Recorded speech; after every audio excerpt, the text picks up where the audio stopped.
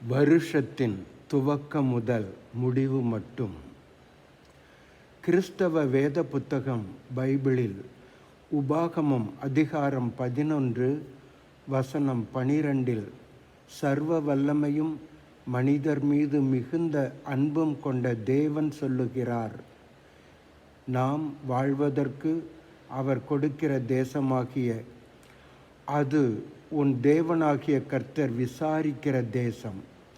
வருஷத்தின் துவக்கம் முதல் வருஷத்தின் முடிவு மட்டும் எப்பொழுதும் உன் தேவனாகிய கர்த்தரின் கண்கள் அதன் மேல் வைக்கப்பட்டிருக்கும்.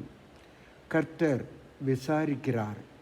அவர் நமக்கு என்ன குறைவு என்று கேட்டு நிறைவு செய்கிறவர், கொடுக்கிறவர் ஆவார். பேதுரு, அவர் உங்களை விசாரிக்கிறவரானபடியால் உங்கள் கவலைகளையெல்லாம் அவர் மேல் வைத்து விடுங்கள். 1 பேதுரு 5:7 என்கிறார். என் மீட்பர் உயிரோடு இருக்கையிலே எனக்கென்ன குறைவுண்டு, நீ சொல் மனமே என்று பக்தன் பாடுகிறார்.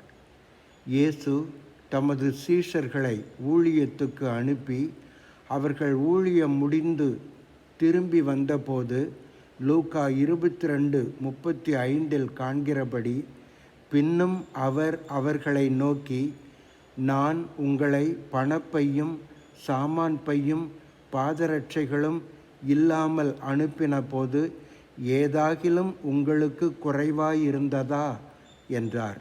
அவர்கள், ஒன்றும் குறைவாயிருந்ததில்லை என்றார்கள்.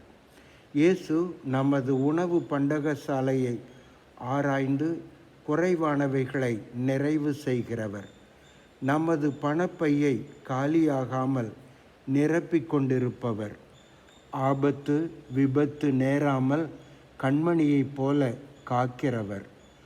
ஆகார் வீட்டை விட்டு ஓடிப்போன போது வனாந்தரத்தில் அவளுக்கு தண்ணீர் கொடுத்து அன்பு காட்டி, நீர் என்னை காண்கிற தேவன் என்கிற பெயர் வாங்கினவர். தமது ஜனத்துக்காக அற்புதம் செய்கிறவர். இந்த ஆண்டு முழுவதும் உன்னை நலமாய் காப்பாற்றி கைவிடாதிருப்பார். கலங்காதே.